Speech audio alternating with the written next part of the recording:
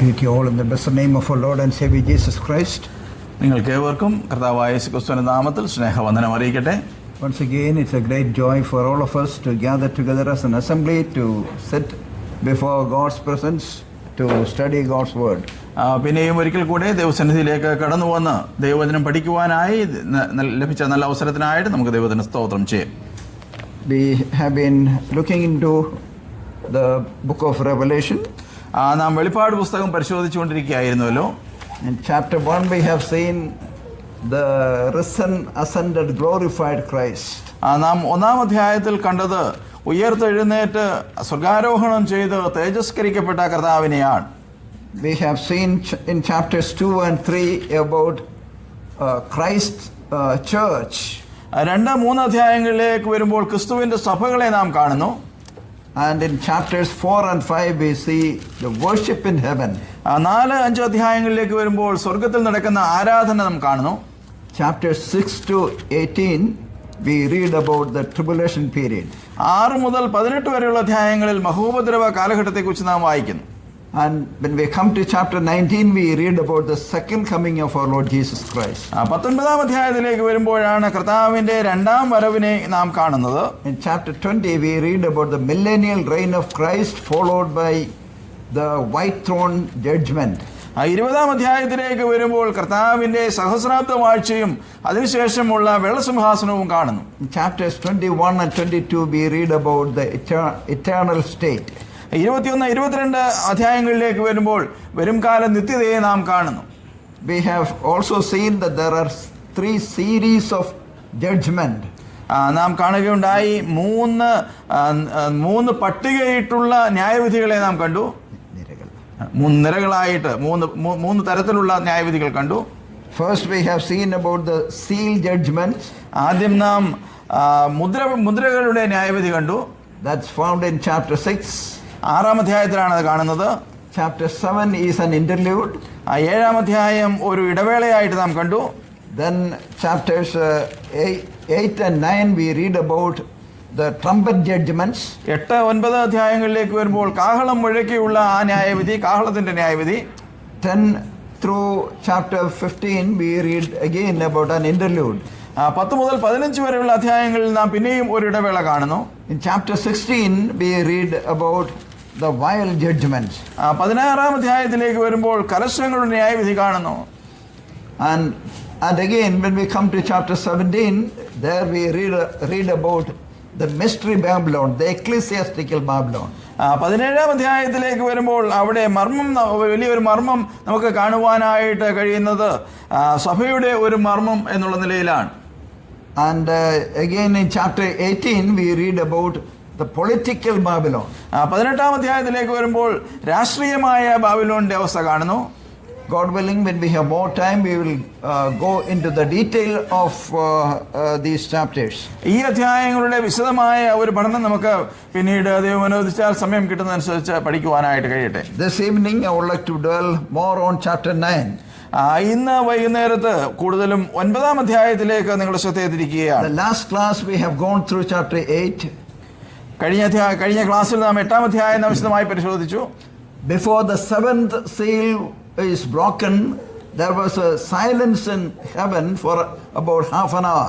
7-ാം മുദ്ര പൊട്ടിച്ചപ്പോൾ ഏതാണ്ട് അരമണിക്കൂർ നേരത്തേക്ക് സ്വർഗത്തിൽ ഒരു മൗനതയുണ്ടായി എന്ന് നാം കണ്ടു. Then we also have seen the first trumpet judgment. പിന്നീട് നാം ആദ്യത്തെ കാഹളത്തെക്കുറിച്ച്, കാഹളത്തിന്റെ ന്യായവിധിയെക്കുറിച്ച് കണ്ടു. We have seen that God answers our prayers. ദൈവം നമ്മുടെ പ്രാർത്ഥനയ്ക്ക് ഉത്തരം നൽകുന്നു എന്നുള്ളത് നാം കണ്ടു. Though it is delayed, answer comes from the Lord for sure. ചിലപ്പോൾ കാലതാമസം എന്ന് നമുക്ക് കാണുവാനായിട്ട് അല്ലെങ്കിൽ തോന്നുവാനായിട്ട് സാധ്യതയുണ്ടെങ്കിലും കർത്താവിങ്കിൽ നിന്ന് നമുക്കുടെ പ്രാർത്ഥനയ്ക്ക് മറുപടി ലഭിക്കും. God answers prayers. കർത്താവ് നമ്മുടെ പ്രാർത്ഥന കേൾക്കുന്നവനാണ്. And also from chapter 8 verses 3 to 5 we read about a priest angel who was offering, who is helping the believers' prayer to reach heaven. 8-ാം അധ്യായത്തിന്റെ 3 മുതൽ 5 വരെയുള്ള വാക്യങ്ങളിലേക്ക് നാം വാക്യങ്ങളിൽ പരിശോധിച്ചപ്പോൾ കണ്ടത് പുരോഹിത ശുശ്രൂഷ ചെയ്യുന്ന ഒരു ദൂതന്റെ ശുശ്രൂഷയാണ്. അതായത് വിശ്വാസികളുടെ പ്രാർത്ഥന ദൈവസന്നിധിയിൽ എത്തിക്കുന്ന ആ ഒരു ശുശ്രൂഷ. When we come to verse 7, chapter 8, we read the first trumpet, then the earth was smitten. 7-ാം വാക്യത്തിലേക്ക് വരുമ്പോൾ 8-ാം അധ്യായത്തിന്റെ 7-ാം വാക്യത്തിൽ ഒന്നാമത്തെ കാഹളം ഊതുന്നു, അതോടുകൂടി ഭൂമി ബാധിക്കപ്പെടുന്നു. When the first trumpet was blown, ആദ്യത്തെ കാഹളം ധ്വനിച്ചപ്പോൾ there came hail, fire mixed with blood. അവിടെ നാം വായിക്കുന്നത് രക്തം കലർന്ന കന്മഴയും തീയും ഭൂമിയുടെ മേൽ ചൊരിഞ്ഞു. And a third of the earth was burned up. ഭൂമിയുടെ 1/3 വെന്തുപോയി. A third of the trees were burned up. വൃക്ഷങ്ങളിൽ 1/3 വെന്തുപോയി. And all the green grass was burned up. എല്ലാ പച്ചപ്പുല്ലും വെന്തുപോയി. And this is what happened in verse 7. 7-ാം വാക്യത്തിൽ അതാണ് നാം കാണുന്നത്. Then during the second trumpet, പിന്നീട് രണ്ടാമത്തെ ആ കാഹളം ധ്വനിക്കുമ്പോൾ the seas are smitten. സമുദ്രങ്ങൾ ബാധിക്കപ്പെടുന്നു. Verses 8 and 9. 8-9 വാക്യങ്ങൾ. And the second angel sounded, something like a great mountain burning with fire was thrown into the sea. രണ്ടാമത്തെ ദൂതൻ ഊതി, അപ്പോൾ തീ കത്തുന്ന വൻമല പോലെ ഒന്ന് സമുദ്രത്തിലേക്ക് എറിഞ്ഞു. We are not told what exactly was this. അതെന്താണ് എന്നുള്ളത് കൃത്യമായി അവിടെ പറയുന്നില്ല. But something like a great mountain. ഒരു വൻമല പോലെ എന്തോ ഒന്ന് വീഴുന്നു. Therefore it is unwise to predict or presume what it would be. അതുകൊണ്ട് തന്നെ അത് എന്താണ് എന്ന് കൃത്യമായ നിലയിൽ നാം അത് വ്യാഖ്യാനിക്കുവാനോ പഠിക്കുവാനോ സാധ്യമല്ല. So where the scripture is silent, we also should be silent. തിരുവചനം മൗനമായിരിക്കുന്ന ഭാഗങ്ങൾ നാം മൗനമായിരുന്നു പഠിക്കുകയാണ് വേണ്ടത്. And if we will stretch too much, we will end up with wrong understanding. അത്തരത്തിലുള്ള പഠനങ്ങൾ നാം അല്ലാതെ ആവശ്യമില്ലാതെ വലിച്ചു നീട്ടിക്കൊണ്ട് പോയാൽ തീർച്ചയായും തെറ്റായ പഠിപ്പിക്കലുകളായി അത് അവസാനിക്കും. But the result of this judgment is crystal clear. എന്നാൽ ഈ ന്യായവിധിയുടെ ആത്യന്തിക ഫലം എന്നുള്ളത് വളരെ കൃത്യമായി പറയപ്പെടുന്നു. There is no point of spiritualizing the text. ഇവിടെ എഴുതിയിരിക്കുന്ന അക്ഷരങ്ങളെ നാം ആത്മീയവൽക്കരിച്ചു പോകരുത്.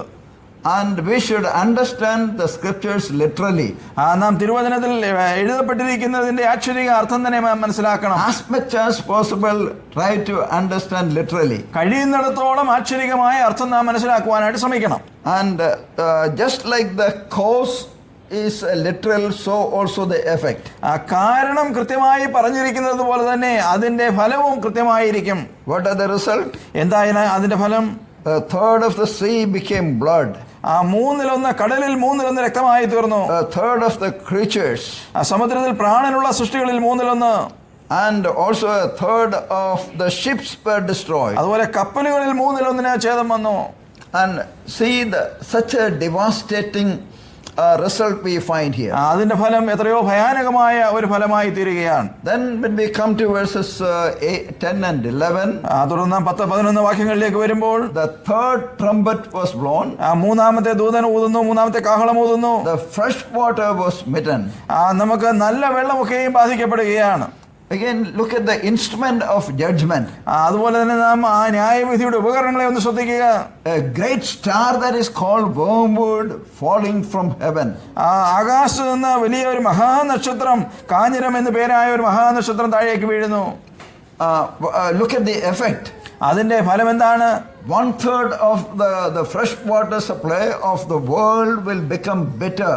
കുടിക്കുവാൻ കഴിയുന്ന വെള്ളം ലോകത്തിലുള്ളതിന്റെ 1/3 കയ്പായി തീർന്നു. What happens then? അതിനുശേഷം എന്താണ് സംഭവിക്കുന്നത്? And many started dying. അനേകർ മരിച്ചു വീഴുന്നു. It is said that there are many species of wormwood grow in Palestine.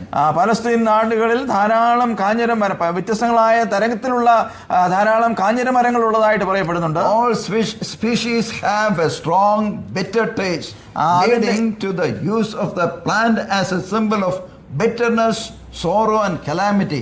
ഈ കാഞ്ഞിര മരം അവിടെയുള്ള മിക്കവാറും എല്ലാ വെറൈറ്റിയും വളരെ കയ്പിന്റെ അനുഭവം ഉള്ളതാണ്. അതുകൊണ്ട് തന്നെ ഇവയെ പലപ്പോഴും കയ്പിന്റെയും സങ്കടത്തിന്റെയും കഷ്ടങ്ങളുടെയും ഒരു അടയാളമായി ചിത്രീകരിക്കാറുണ്ട്. In the Old Testament there are several references to it. പഴയ നിയമത്തിലും അനേക ഭാഗങ്ങൾ അത്തരത്തിൽ പറഞ്ഞിട്ടുണ്ട്. For example, Proverbs chapter 5 verse 4 സദൃശവാക്യം 5-ാം അധ്യായത്തിന്റെ 4-ാം വാക്യം, and also Lamentation chapter 3 verse 15. വിലാപങ്ങൾ 3:15.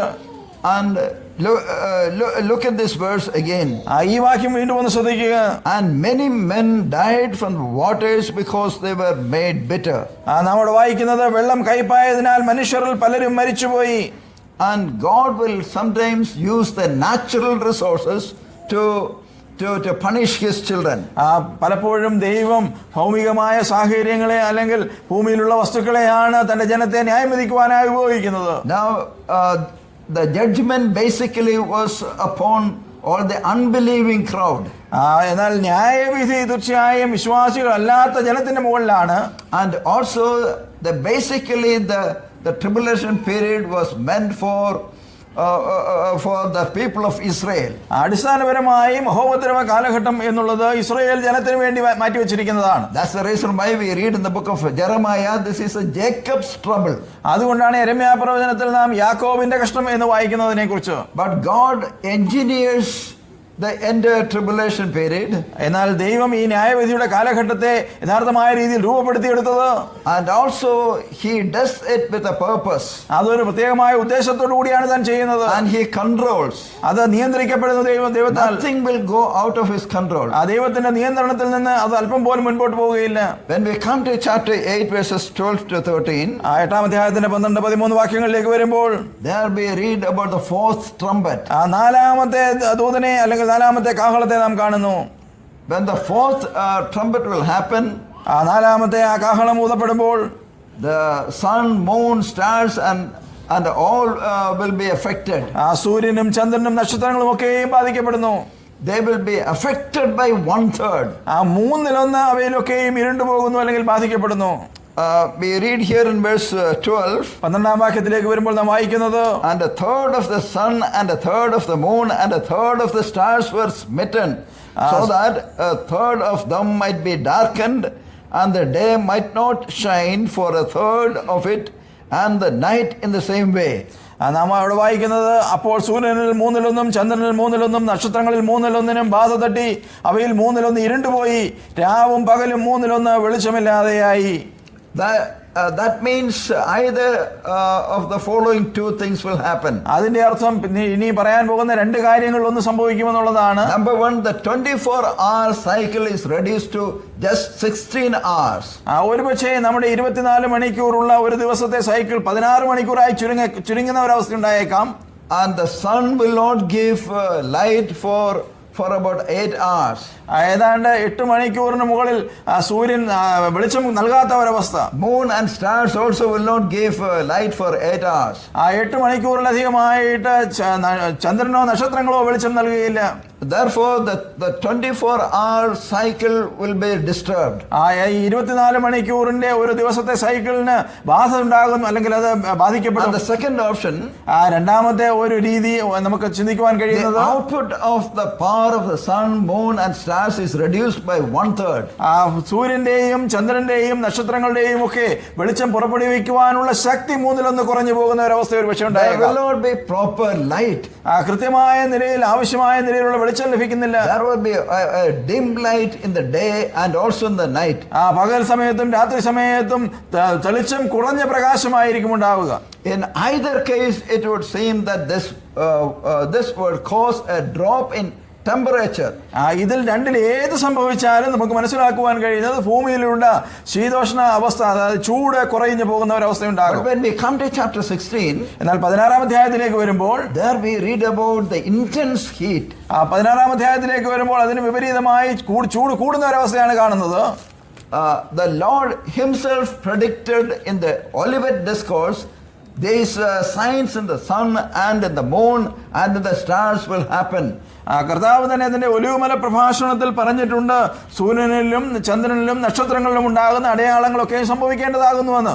And also in the book of Joel chapter 2 verses 28 onward we read about it. യോവേൽ പ്രവചനം 2-ാം അധ്യായത്തിന്റെ 28 മുതലുള്ള വാക്യങ്ങളിൽ നാം ഇത് തന്നെ കാണുന്നുണ്ട്. And so there will be many catastrophic changes. ധാരാളം വളരെ പ്രയാസമേറിയ അനുഭവങ്ങൾ അല്ലെങ്കിൽ വ്യത്യസ്തമായ രീതികൾ ഈ ഭൂമിയിൽ നിന്നുണ്ടാകും. There will be signs in heaven, or we talk about the starry heaven, and also there will be signs on this earth. ആകാശത്തിലും നക്ഷത്രങ്ങളുടെ മധ്യത്തിലും അതുപോലെ ഭൂമിയിലും അടയാളങ്ങൾ ധാരാളം കാണപ്പെടും. Now at this point, John heard and saw an eagle. ഈ സമയത്താണ് യോഹന്നാൻ ഒരു കഴുകനെ കാണുന്നത്. Yeah, what did he hear? താൻ എന്താണ് കേട്ടത്? And this eagle was announcing woes. ഈ കഴുകൻ വലിയ കഷ്ടത്തിന്റെ കാര്യം വിളിച്ചു പറയുകയാണ്. Yeah, this will be inflicted on those who dwell on the earth. Verse 13. 13-ാം വാക്യത്തിലേക്ക് വരുമ്പോൾ ഇനിയുള്ള കഷ്ടങ്ങൾ ഭൂമിയിൽ വസിക്കുന്നവരുടെ മേൽ വരും എന്ന് വിളിച്ചു പറയുന്നു. In King James version, it's translated as angel. That's not the correct translation. King James വേർഷനിൽ അതിന് ദൂതൻ എന്നുള്ള നിലയിൽ ഏഞ്ചൽ എന്നാണ് കൊടുത്തിരിക്കുന്നത്. അത് കൃത്യമായ പരിഭാഷയല്ല. And the eagle is the correct translation. കഴുകൻ എന്ന് കാണുന്നത് തന്നെയാണ് കൃത്യമായ ഒരു പരിഭാഷ. And I looked and I heard an eagle flying in mid-heaven, saying with a loud voice, "Oh, oh, oh, to those who dwell on the earth, because of the remaining blast of the trumpet of the three angels who are about to sound." നമ്മൾ വായിക്കുന്ന അനന്തരം ഒരു കഴുക് ഇനി കാഹളമൂതുവാനുള്ള 3 ദൂതന്മാരുടെ കാഹളനാദം ഹേതുവായി ഭൂവാസികൾക്ക് കഷ്ടം കഷ്ടം കഷ്ടം എന്ന് ഉറക്കെ പറഞ്ഞുകൊണ്ട് ആകാശമധ്യേ പറക്കുന്നത് ഞാൻ കാണുകയും കേൾക്കുകയും ചെയ്തു. We have already seen about the 6 seal judgments. 6 മുദ്രകളെ നാം കാണുകയുണ്ടായി ന്യായവിധിയുടെ. Followed by the 7th seal. When the 7th seal was broken again, the trumpet judgment began. അതിനുശേഷം 7ാമത്തെ മുദ്ര പൊട്ടിച്ചപ്പോഴാണ് ഈ കാഹളത്തിന്റെ ന്യായവിധികൾ ആരംഭിക്കുന്നത്. And 4 trumpet judgments also have taken already. ഇതിനോടകം 4 കാഹളത്തിന്റെ ന്യായവിധികൾ കഴിഞ്ഞു. So far the judgment was so terrible the people could not stand. ഇതുവരെയുള്ള ന്യായവിധികൾ വളരെ കഷ്ടമായിരുന്നു. ജനത്തിന് നിൽക്കുവാനായിട്ട് കഴിയാത്തത്ര പ്രയാസങ്ങൾ ഉണ്ടായി. Now an eagle is announcing about the woes and talking about the forthcoming judgment that will be so terrible that the world has never seen such a trouble. ഇപ്പോൾ കഴുകൻ വന്നിട്ട് ഇനി വരുവാനുള്ള കഷ്ടങ്ങളെ കുറിച്ച് അല്ലെങ്കിൽ ന്യായവിധികളെ കുറിച്ച് പറയുന്നത് ഭൂമിക്ക് നിൽക്കുവാനോ നിലനിൽക്കുവാനോ കഴിയാത്തത്ര വലിയ കഷ്ടങ്ങൾ വരുന്നു എന്നാണ്. Now the means of punishment will be the last 3 trumpets of the angels that were yet to sound. ഇനി വരുവാനുള്ള 3 കാഹളങ്ങളുടെ ശബ്ദം അത് മുഖാന്തരം ഉണ്ടാകുന്ന പ്രശ്നങ്ങളെ കുറിച്ചാണ് നാം വായിക്കുന്നത്. And the remaining 3 judgments will be more terrible than those before.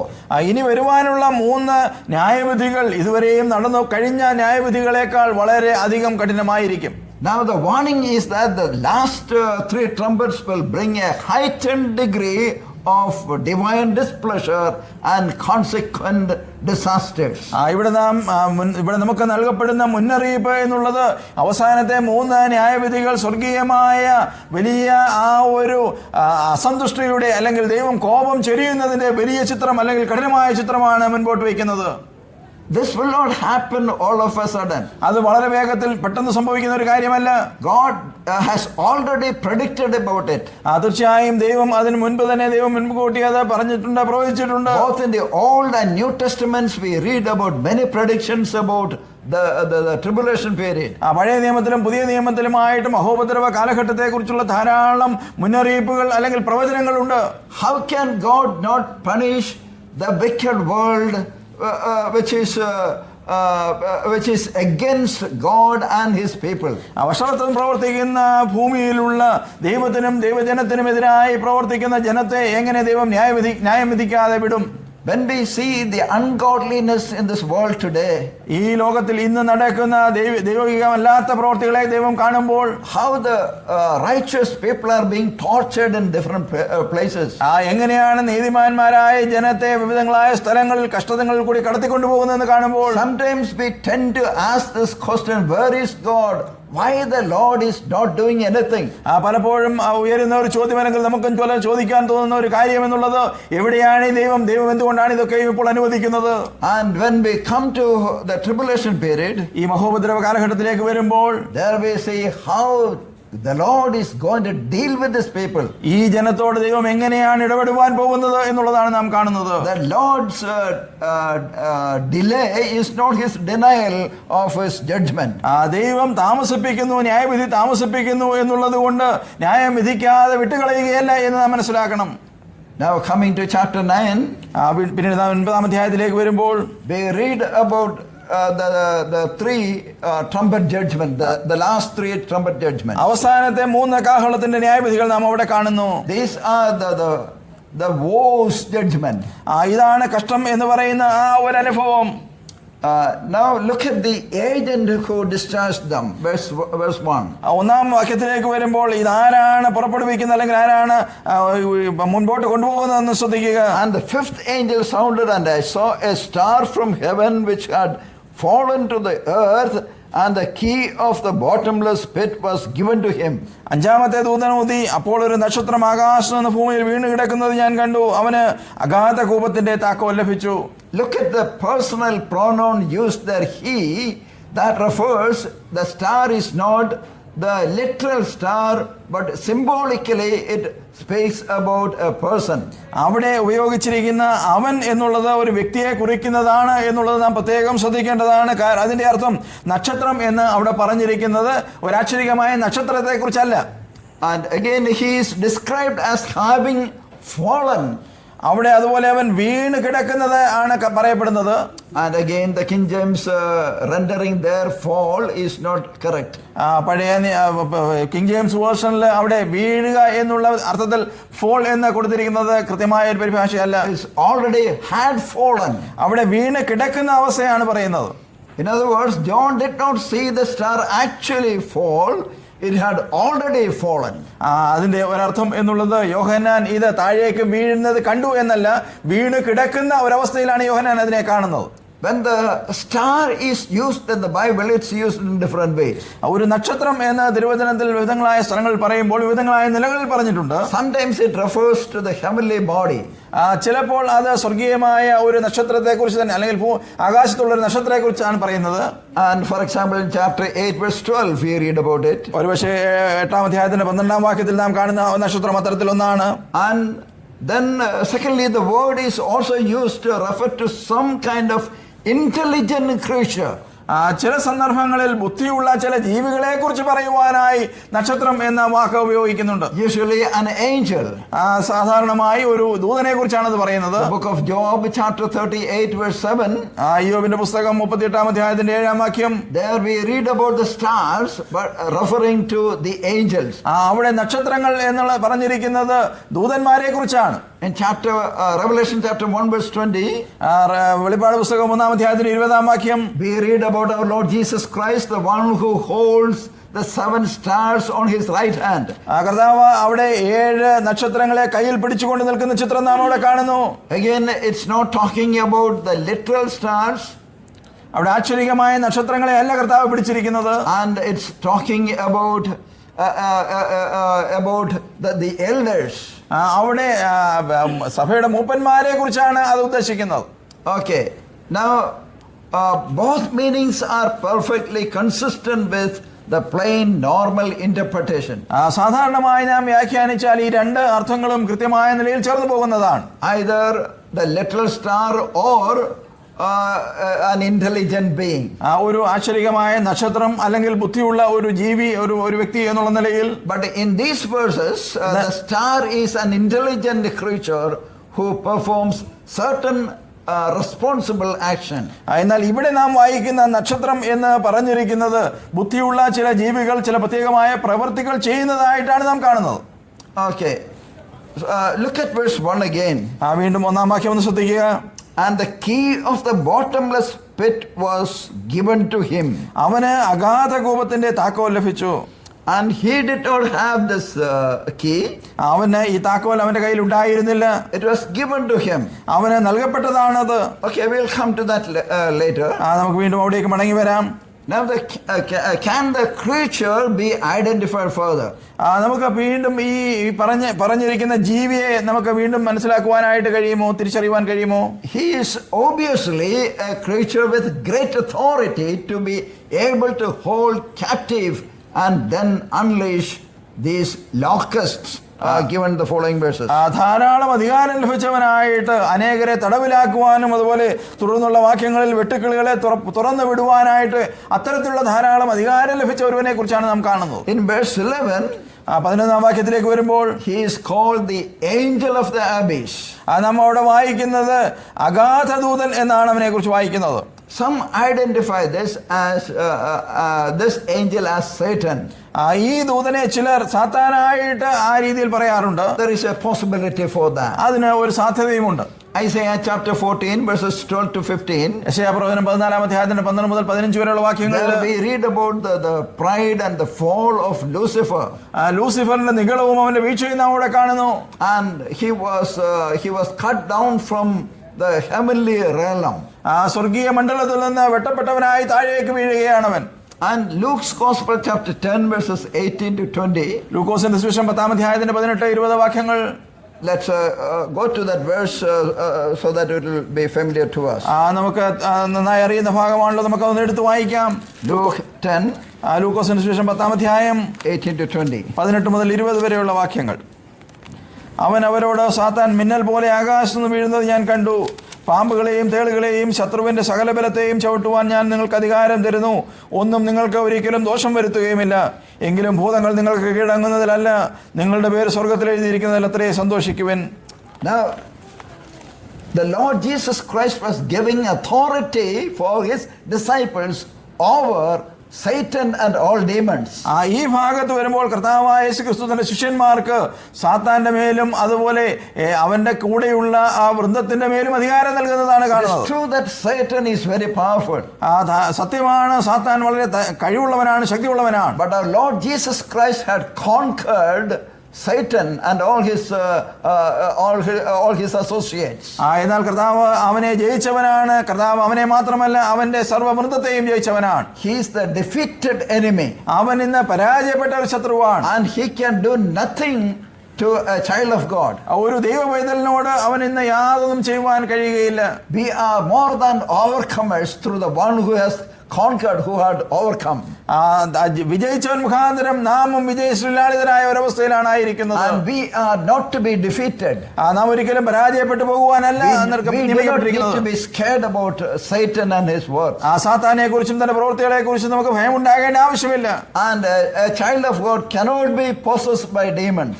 ഒരു ദൈവ പൈതലിന് ഒരിക്കലും സാത്താന്റെ ആക്രമണം ഉണ്ടാകുവാനായിട്ട് ഒരിക്കലും കഴിയുകയില്ല. Because we have the indwelling of the Holy Spirit.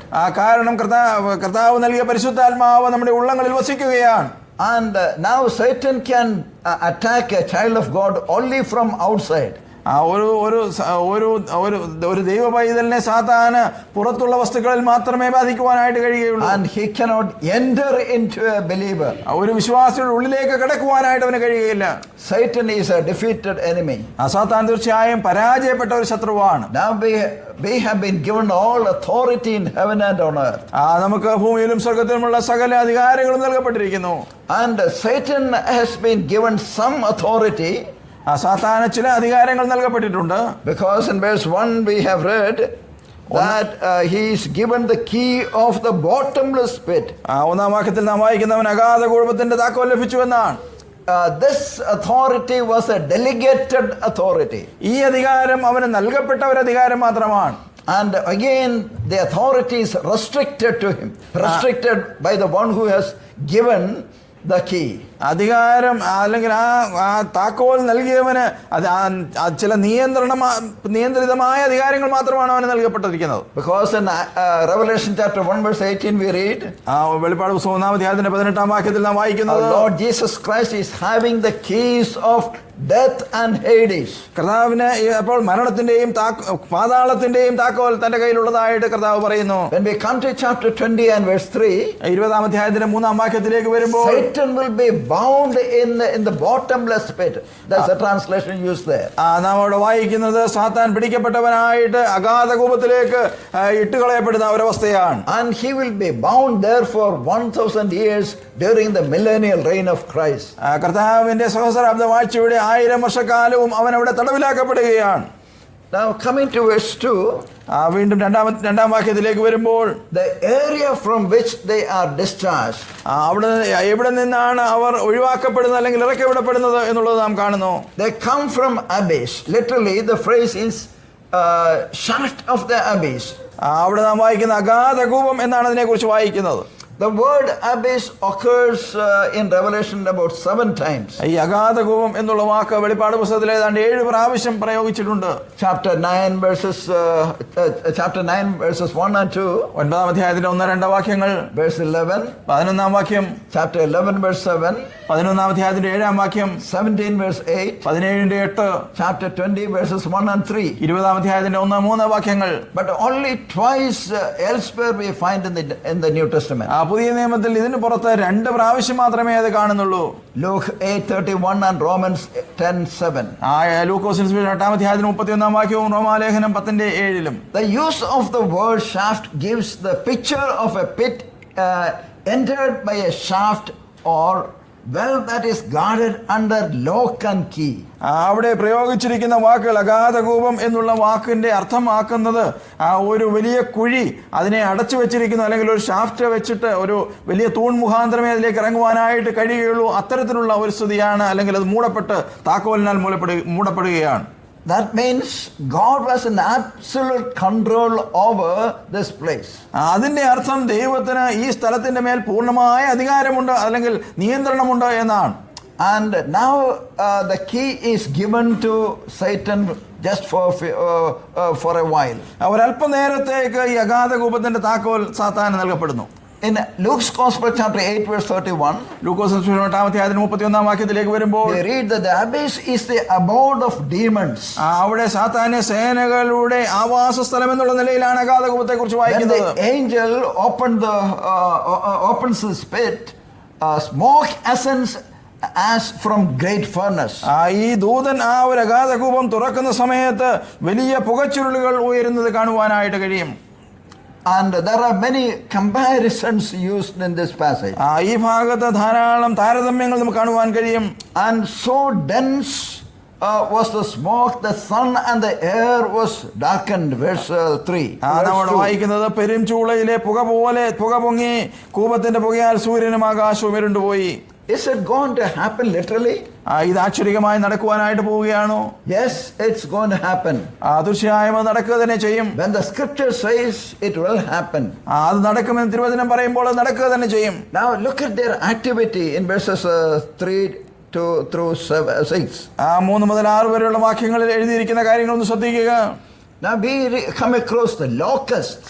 ഇവിടെ നാം വെട്ടുക്കിളിയെ കാണുന്നു. Out of the smoke came locusts onto the earth.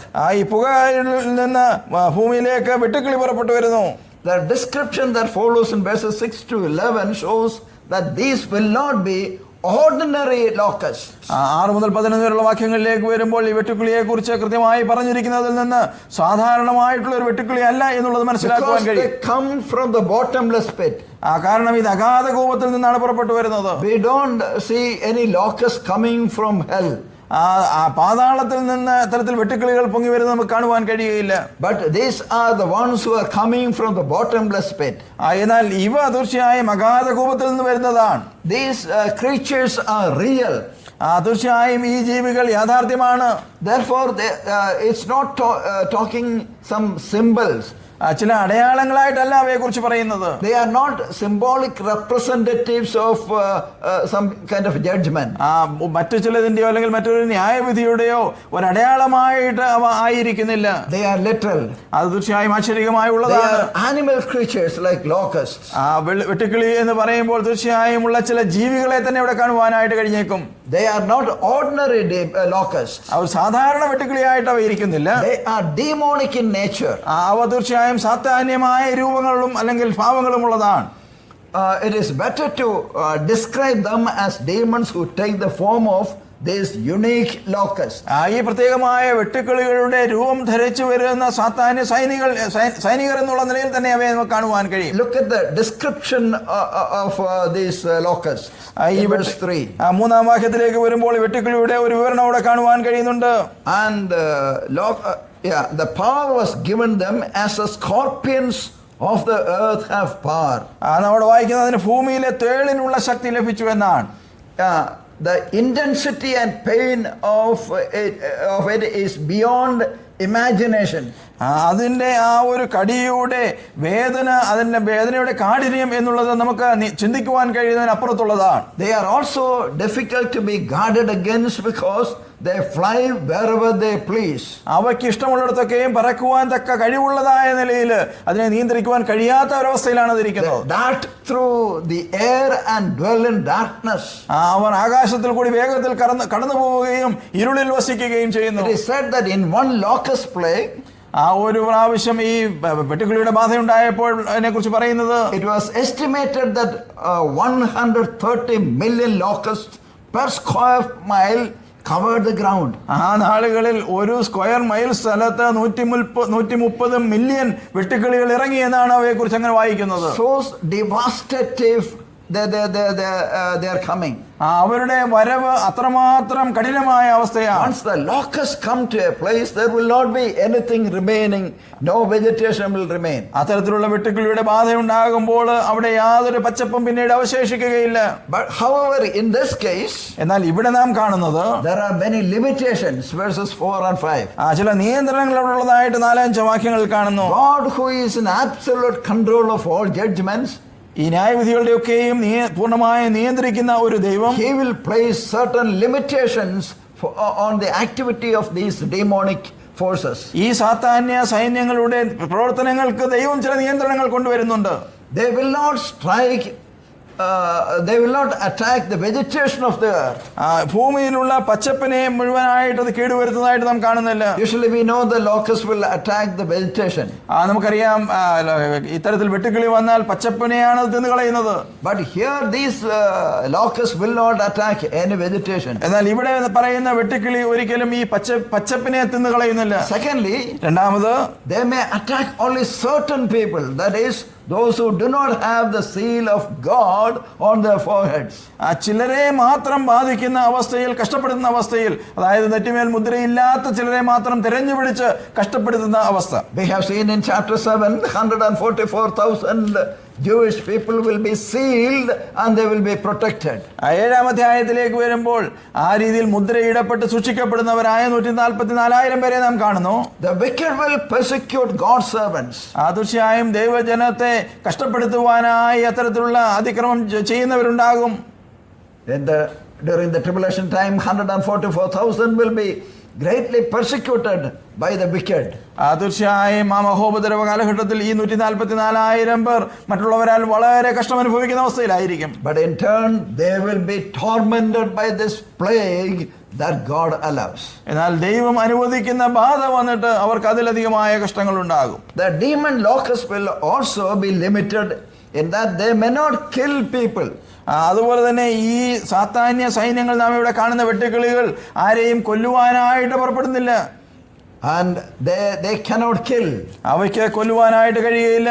Look at the duration of their torture. ആ കാലഘട്ടം, ആ വേദനയുടെ അല്ലെങ്കിൽ കഷ്ടപ്പാടിന്റെ കാലഘട്ടത്തെ ഒന്ന് പരിശോധിക്കുക. Is going to be 5 months. അവിടെ 5 മാസം എന്നാണ് നാം വായിക്കുന്നത്. Verse 5, and they were not permitted to kill anyone but to torment for 5 months. And the torment was like a torment of a scorpion when it stings a man. 5-ാം വാക്യത്തിൽ നാം വായിക്കുന്നത് ഇങ്ങനെയാണല്ലോ, അവരെ കൊല്ലുവാനല്ല 5 മാസം ദണ്ഡിപ്പിക്കുവാൻ അത്രേ അതിന് അധികാരം ലഭിച്ചത്. അവരുടെ വേദന തേൾ മനുഷ്യനെ കുത്തുമ്പോഴുള്ള വേദന പോലെ തന്നെ. And so terrible the pain will be. ആ വേദന അത്രമാത്രം കഠിനമുള്ളതായിരിക്കും. Look at the effect in verse 6. 6-ാം വാക്യത്തിൽ പറഞ്ഞിരിക്കുന്ന അതിന്റെ ഫലം ഒന്ന് ശ്രദ്ധിക്കുക. In those days men will seek death and will not find it, and they will long to die, and death flees from them. ആ കാലത്ത് മനുഷ്യർ മരണം അന്വേഷിക്കും, കാണുകയില്ല താനും. മരിക്കുവാൻ കൊതിക്കും, മരണം അവരെ വിട്ടോടി പോകും. The people will think that okay, it's better to die than to go through such a time of trial.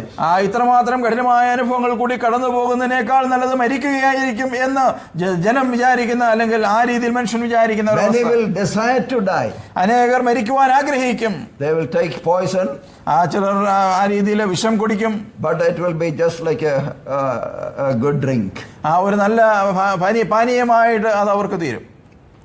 If someone stabs, ഒരാൾ മറ്റൊരാളെ കുത്തുകയാണെങ്കിൽ and knives will pierce through his body, ഒരു പക്ഷേ കത്തി തന്റെ ശരീരത്തിൽ കൂടി കടന്നു പോകുന്നുണ്ടാകും. he will get pain and he will bleed, തനിക്ക് തീർച്ചയായും വേദനയുണ്ടാകും, രക്തച്ചൊരിച്ചിലുണ്ടാകും, and he will have all the after effect of the piercing, മുറിവിന്റെ അനന്തര ഫലങ്ങളൊക്കെയും അവൻ അനുഭവിക്കേണ്ടി വരും. but he cannot die. എന്നാൽ അവൻ മരിക്കുവാനായിട്ട് കഴിയുകയില്ല. Many who want to commit suicide will jump into some rivers, അത്തരത്തിൽ ആത്മഹത്യ ചെയ്യുവാനായി ആഗ്രഹമുള്ള പലരും നദികളിൽ ചാടും, will have sufficient drink from the river, but they cannot die.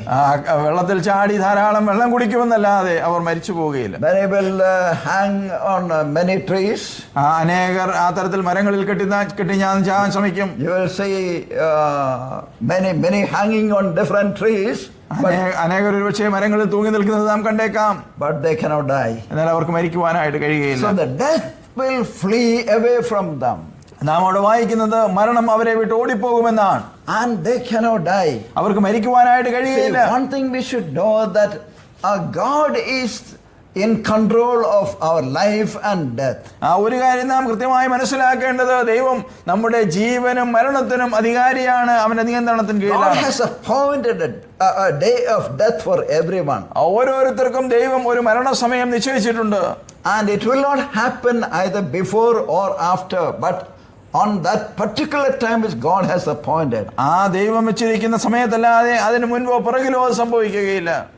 Now look at the description of the locusts in verses 7 through 12. 7 മുതൽ 12 വരെയുള്ള വാക്യങ്ങളിലേക്ക് വരുമ്പോൾ ആ വെട്ടുക്കിളിയെ കുറിച്ച് പറഞ്ഞിരിക്കുന്നത് ഒന്ന് ശ്രദ്ധിക്കുക.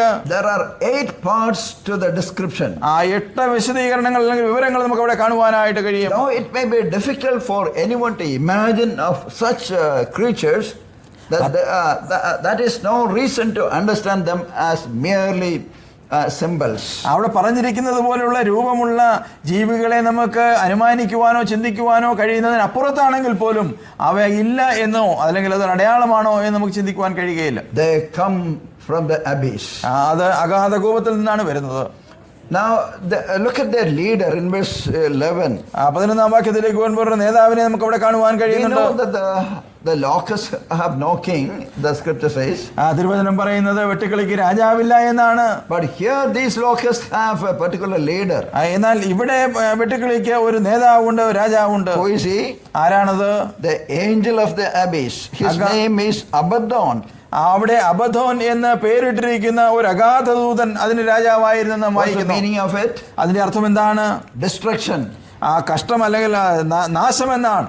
Well, there are many so-called gods today who are known to be the gods or goddess of destruction today. ഇന്ന് കഷ്ടത്തിന്റെയും നാശത്തിന്റെയും ദൈവം എന്നുള്ള നിലയിൽ അറിയപ്പെടുന്ന അനേകർ ഇന്നുണ്ട്. Now they are just the embodiment of this old Abaddon is talking about, or Apollyon. ഇവിടെ പറഞ്ഞിരിക്കുന്ന അപ്പൊല്ലിയോൻ അല്ലെങ്കിൽ അബദ്ധോൻ എന്ന് പറഞ്ഞിരിക്കുന്നവന്റെ ശാരീരിക രൂപങ്ങളാണവ. His business is to destroy the people's bodies. മനുഷ്യന്റെ ശരീരത്തെ നശിപ്പിക്കുക എന്നുള്ളതാണ് തന്റെ പ്രവൃത്തിപഥം. Now look at verses 13 to 15. There we read about the sixth trumpet. 13 മുതൽ 16 വരെയുള്ള വാക്യങ്ങളിലേക്ക് വരുമ്പോൾ അടുത്ത ഒരു കാഹളത്തിന്റെ ന്യായവിധി നാം കാണുന്നു. A golden altar is mentioned also in verse 3. 3-ാം വാക്യത്തിലേക്ക് വരുമ്പോൾ നമുക്ക് അവിടെ 8 verse 3, there we read about a golden altar. 8-ാം അധ്യായത്തിന്റെ 3-ാം വാക്യത്തിലേക്ക് വരുമ്പോൾ ഒരു സ്വർണ്ണ പീഠത്തെ കുറിച്ച് നാം വായിക്കുന്നു. In verse 13 of chapter 9 we read, and the sixth angel sounded, and I heard a voice from the 4 horns of the golden altar which is before God. 9-ാം അധ്യായത്തിന്റെ 13-ാം വാക്യത്തിലേക്ക് വരുമ്പോൾ നാം വായിക്കുന്നത്, 6-ാമത്തെ ദൂതൻ ഊതിയപ്പോൾ ദൈവസന്നിധിയിലെ സ്വർണ്ണ പീഠത്തിന്റെ കൊമ്പുകളിൽ നിന്നൊരു ശബ്ദം കാഹളമുള്ള 6-ാം ദൂതനോട് പറയുന്നു. And what is the command? എന്താണ് അവിടെ നൽകുന്ന കൽപ്പന? In verse 14, and one saying to the sixth angel who had the trumpet, release the 4 angels who are bound at the great river Euphrates.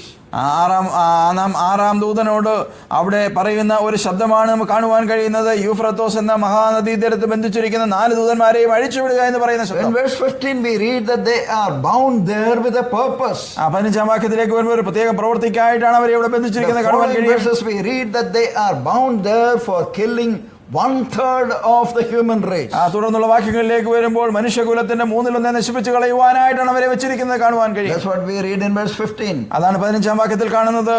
In all these we see the sovereign activity or action of our Lord. ഇതിലൊക്കെ നമുക്ക് കാണുവാൻ കഴിയുന്നത് ദൈവത്തിന്റെ ആത്യന്തിക ശക്തിയും അവന്റെ പ്രവൃത്തിയുമാണ്. These when he punishes people, God controls the punishment. ദൈവം തന്റെ ജനത്തെ ന്യായം വിധിക്കുമ്പോൾ തീർച്ചയായും അവയെ നിയന്ത്രിച്ചുകൊണ്ടാണ് പോകുന്നത്. He does it for his own glory. തന്റെ മഹത്വത്തിനായിട്ടാണ് ദൈവം അത് ചെയ്യുന്നത്. Now coming to these demons, പിന്നീട് നാം ഈ രീതിയിലുള്ള സ്വർഗീയ സാത്താന്യ സേനകളെ കാണുമ്പോൾ they are kept for a purpose. അവയെ ഒരു പ്രത്യേക പ്രയോജനത്തിനായിട്ട് അല്ലെങ്കിൽ ഒരു പ്രത്യേക പ്രവൃത്തിക്കായിട്ടാണ് വെച്ചിരിക്കുന്നത് കാണുവാൻ കഴിയും. Look at verse 15. 15-ാം വാക്യം ശ്രദ്ധിക്കുക. And the 4 angels who had been prepared for the hour and the day and month and year were released. ഉടനെ മനുഷ്യരിൽ 1/3 കൊല്ലുവാൻ ഇന്ന ആണ്ട് മാസം ദിവസം നാഴികയ്ക്ക് ഒരുങ്ങിയിരുന്ന 4 ദൂതന്മാരെയും അഴിച്ചുവിടുന്നു. So God has kept them for a purpose and for a particular time. ദൈവം അവയെ പ്രത്യേകമായ ഒരു പ്രവൃത്തിക്കായിട്ടും ഒരു പ്രത്യേക സമയത്തേക്കുമാണ് വെച്ചിരുന്നത്. And 1/3 of the humanity was wiped off. മനുഷ്യകുലത്തിന്റെ 1/3 ഛേദിക്കപ്പെടുന്നു. And in chapter 6 verse 8 we have seen, 6-ാം അധ്യായത്തിന്റെ 8-ാം വാക്യത്തിൽ നാം വായിക്കുന്നത്, under the 4th seal judgment 1/4 of the earth had been slain. 4-ാമത്തെ മുദ്ര പൊട്ടിച്ചപ്പോൾ ഭൂമിയുടെ 1/3 ഛേദിക്കപ്പെടുന്നു. Now 1/3 again was slaughtered. വീണ്ടും ഇവിടെ 1/3 ഛേദിക്കപ്പെടുകയാണ്. This means that these 2 judgments alone have reduced the population of the earth by 1/2. അതിന്റെ അർത്ഥം ഈ 2 ന്യായവിധികൾ തീരുമ്പോൾ ഭൂമിയിലുള്ള ജനത്തിന്റെ പകുതി നാമാവശേഷമായി പോകുന്നു. Apart from all other plagues and wars. മറ്റ് നടന്ന ന്യായവിധികളും അത്തരത്തിലുള്ള ബാധകൾക്കും മുകളിലായി. In coming to verse 16, 16-ാം വാക്യത്തിലേക്ക് വരുമ്പോൾ, and the number of the armies of horsemen was 200 million. I heard the number of them. അവിടെ നാം ഒരു സംഖ്യ വായിക്കുന്നത് കുതിരപ്പടയുടെ സംഖ്യ 10,000 മടങ്ങ് 20,000 എന്നാണ്. 200 million, 200 million. Yeah. So what is it talking about? അതെന്തിനെ കുറിച്ചാണ് പറയുന്നത്? They are either the human beings or demon possessed human beings. ഒരുപക്ഷെ മനുഷ്യനാകാം, ഒരുപക്ഷെ സാത്താന്റെ ബാധയുണ്ടായ മനുഷ്യരാകാം. Look at their weapons. The weapons of this army are fire, smoke and brimstone. ഇവയിൽ നിന്ന് വരുന്ന ആയുധങ്ങളൊന്ന് ശ്രദ്ധിക്കുക. അവയുടെ വായിൽ നിന്ന് പുറപ്പെടുന്നത് തീ, പുക, ഗന്ധകം എന്നിവയാണ്. These are the weapons of destruction and hell. നരകത്തിന്റെ ഒരു ശിക്ഷയുടെ ആയുധങ്ങൾ ഇവയാണ്. They are the demon possessed people. അവ തീർച്ചയായും സാത്താനാൽ ബാധിക്കപ്പെട്ട ജനമാണ്. According to John of Walwood, a great theologian, വലിയ ഒരു എഴുത്തുകാരനായ തിയോളജിയനായ ജോൺ എഫ് വാൾവുഡ് പറയുന്നതനുസരിച്ച്, the 6th trumpet seems to relate to the final military conflict described in chapter 16. 16-ാം അധ്യായത്തിന്റെ 12 മുതൽ 16 വരെയുള്ള വാക്യങ്ങളിൽ വിവരിച്ചിരിക്കുന്ന സൈന്യ ശക്തിയുടെ ആത്യന്തികമായ വലിയ ഒരു പ്രവൃത്തി അല്ലെങ്കിൽ ഒരു വലിയ നാശം, അതാണ് ഇത് ഈ 6-ാമത്തെ മുദ്ര പൊട്ടിക്കുമ്പോൾ ഉണ്ടാകുന്നത് എന്നാണ്. And remember that these come from east. കിഴക്ക് നിന്നാണ് ഇവ വരുന്നത് എന്നുള്ളത് നാം മറക്കരുത്. We know the eastern countries. നമുക്കറിയാം കിഴക്ക് രാജ്യങ്ങൾ എന്നുള്ളത് India, China, Pakistan, Afghanistan, all these together.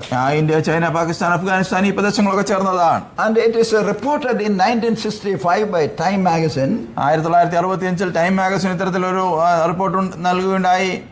Red China claimed to have an army of 200 million. 200 ദശലക്ഷം ആർമി അല്ലെങ്കിൽ പട്ടാളക്കാരുള്ള ഒരു പട്ടാളമാണ് ചൈനയ്ക്കുള്ളത് എന്നാണ് അവർ എഴുതിയത്. So is it impossible for these nations to raise 200 million against God's people, Israel? ദൈവജനമായ ഇസ്രായേലിനെതിരായിട്ട് 200 ദശലക്ഷം ജനത്തെ അണിനിരത്തുക എന്നുള്ളത് മനുഷ്യനാൽ സംഭവിക്കുവാൻ കഴിയുന്ന ഒരു കാര്യമാണ് എന്നാണ് പറഞ്ഞതിന്റെ അർത്ഥം. When we come to chapter 9, verses 13 to 21, 9-ാം അധ്യായത്തിന്റെ 13 മുതൽ 21 വാക്യങ്ങളിലേക്ക് വരുമ്പോൾ there we read about the details of them. അവയെക്കുറിച്ചുള്ള വിശദീകരണം നമുക്ക് അവിടെ കാണുവാനായിട്ട് കഴിയും. And due to brevity of time, let's come to verses 20 and 21. സമയത്തിന്റെ പരിമിതി മൂലം 20-21 വാക്യങ്ങളിലേക്ക് വേഗത്തിൽ വരട്ടെ. And what are the consequences? അതിന്റെ അനന്തരഫലം എന്താണ്? When these plagues occur and the wars take place, ഈ ബാധകൾ ഉണ്ടാകുമ്പോൾ അല്ലെങ്കിൽ ഈ യുദ്ധങ്ങൾ ഉണ്ടാകുമ്പോൾ, instead of people turning to the living God, their hearts became so hardened. ജീവിക്കുന്ന ദൈവത്തിലേക്ക് അവരുടെ ഹൃദയങ്ങളെ തിരിക്കേണ്ടതിന് പകരം അവരുടെ ഹൃദയം പിന്നെയും അധികം കഠിനമാകുന്ന ഒരു ചിത്രമാണ് കാണുന്നത്. Look at verse 20. 20-ാം വാക്യം ശ്രദ്ധിക്കുക. They did not repent of the works of their hands, so as not to worship demons. അവിടെ നമുക്ക് കാണുവാൻ കഴിയുന്നത് തങ്ങളുടെ കൈപ്പണി വിട്ട് അവർ മാനസാന്തരപ്പെട്ടില്ല എന്നുള്ളതാണ് ഈ ബാധകളാൽ മരിച്ചു പോകാത്തവരെ സംബന്ധിച്ചിടത്തോളം. It shows that behind every idol there is a demon. ഓരോ വിഗ്രഹത്തിന്റെയും പുറകിൽ ഒരു സാത്താന്യ ശക്തിയുണ്ട് എന്നുള്ളതാണ് അത് കാണിക്കുന്നത്. Look at that again. They did not repent of the works of their hands, so as not to worship demons. ഈ ബാധകളെ, ഈ ദുർഭൂതങ്ങളെ കാണുവാനും അല്ലെങ്കിൽ അവയെ നമസ്കരിക്കാതിരിക്കുവാനും തക്കവണ്ണം മരം ഇവ കൊണ്ടുള്ള ബിംബങ്ങളെ നമസ്കരിക്കാതെ വണ്ണം തങ്ങളുടെ കൈപ്പണി വിട്ട് മാനസാന്തരപ്പെട്ടില്ല എന്നാണ് നമ്മുടെ വായിക്കുന്നത്. Behind every idol, ഓരോ വിഗ്രഹത്തിന്റെയും പുറകിൽ, whether it's a Christian idol or non-Christian idol, ക്രിസ്തീയ വിഗ്രഹമാകട്ടെ ക്രിസ്തീയമല്ലാത്ത ഒരു വിഗ്രഹമാകട്ടെ, there is a demon. ഒരു സാത്താന്റെ പുറകിലുണ്ട്. That's the reason why many miracles are happening in many so-called holy places. ചില വിശുദ്ധ സ്ഥലങ്ങൾ എന്ന് വിളിക്കപ്പെടുന്ന സ്ഥലങ്ങളിൽ അത്തരത്തിലുള്ള ചില അത്ഭുതങ്ങൾ ഉണ്ടാകുന്നതിന്റെ കാരണം അവയാണ്. Then we also read about the immoral life in the verse in the next verse. അടുത്ത വാക്യത്തിൽ തീർച്ചയായും അധാർമികമായ ഒരു ജീവിതത്തെ കുറിച്ച് നാം വായിക്കുന്നു. And they did not repent of their murders, nor of their sorceries, nor of their immorality, nor of their thefts. തങ്ങളുടെ കൊലപാതകം, ക്ഷുദ്രം, ദുർനടപ്പ്, മോഷണം എന്നിവ വിട്ട് അവർ മാനസാന്തരപ്പെട്ടില്ല. Instead of turning to the living God in repentance, മാനസാന്തരപ്പെട്ട് ജീവിക്കുന്ന ദൈവത്തിലേക്ക് തിരിയുന്നതിന് പകരം they turned to idolatry. അവർ പിന്നെയും വിഗ്രഹാരാധനയിലേക്ക് മടങ്ങി പോവുകയാണ്. They turned to immorality. അവർ പിന്നെയും ദുർനടപ്പിലേക്ക് പോവുകയാണ്. These will always go together. The idolatry and immorality. വിഗ്രഹാരാധനയും അധാർമികമായ ജീവിതവും ഒരുമിച്ച് ചേർന്നാണ് എപ്പോഴും പോകുന്നത്. Those of us who have come from a different background than the Christian background, ക്രിസ്തീയ പശ്ചാത്തലത്തിൽ അല്ലാതെ കർത്താവിലേക്ക് വന്നവർക്കറിയാവുന്ന വിഷയം, they have experienced such darkness in the previous faith that we held on. കഴിഞ്ഞ കാലത്തിൽ അത്തരത്തിൽ വിശ്വസിച്ചിരുന്ന ആ ഒരു വിശ്വാസത്തിന്റെ അന്ധകാരത്തിന്റെ കാഠിന്യം എന്താണെന്ന് അവർക്ക് തിരിച്ചറിയുവാൻ കഴിയും.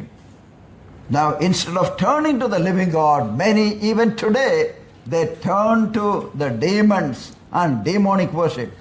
ജീവിക്കുന്ന ദൈവത്തിലേക്ക് തിരിയുന്നതിന് പകരമായി പിന്നെയും വിഗ്രഹത്തിലേക്കും വിഗ്രഹാരാധനയിലേക്കും തിരിയുന്ന ജനത്തെയാണ് നാം കാണുന്നത്. Just because they want to continue in their immorality. അവരുടെ അധാർമികമായ ജീവിതത്തിൽ അവർക്ക് തുടരേണ്ടതിന് വേണ്ടി. So as we come to the conclusion of chapter 9, 9-ാം അധ്യായത്തിന്റെ ഒരു അവസാനത്തിലേക്ക് നാം വരുമ്പോൾ അല്ലെങ്കിൽ അതിന്റെ ഒരു ഉപസംഹാരത്തിലേക്ക് വരുമ്പോൾ, remember that God is a God of all justice and judgment. ദൈവം തീർച്ചയായും ന്യായത്തിന്റെയും ന്യായവിധിയുടെയും ദൈവമാണ്. He will judge in righteousness. അവൻ തീർച്ചയായും നീതിയിൽ ന്യായം വിധിക്കുന്നവനാണ്. Though he delays for a while, and he will not deny the justice for God's people. തീർച്ചയായും ദൈവം ഒരുപക്ഷേ ന്യായവിധി അല്പകാലത്തേക്ക് നീട്ടിവെച്ചാൽ പോലും ദൈവജനത്തിന് ന്യായമായ ഒരു ന്യായവിധി ഒരിക്കലും ദൈവം നിഷേധിക്കുകയില്ല. In chapter 10 onward, we will further find about various other judgments. 10-ാം അധ്യായം മുതൽ നമുക്ക് വിവിധങ്ങളായ അത്തരത്തിലുള്ള ന്യായവിധികൾ കാണുവാനായിട്ട് കഴിയും. May the Lord help us to study this book more in detail in the days to come. വരുന്ന നാളുകളിൽ ഈ പഠനം നമുക്ക് വിശദമായി ആഴത്തിൽ പഠിക്കുവാനായി ദൈവം ഇടയാക്കട്ടെ. God bless you. ദൈവം നമ്മെ അനുഗ്രഹിക്കുമാറാകട്ടെ.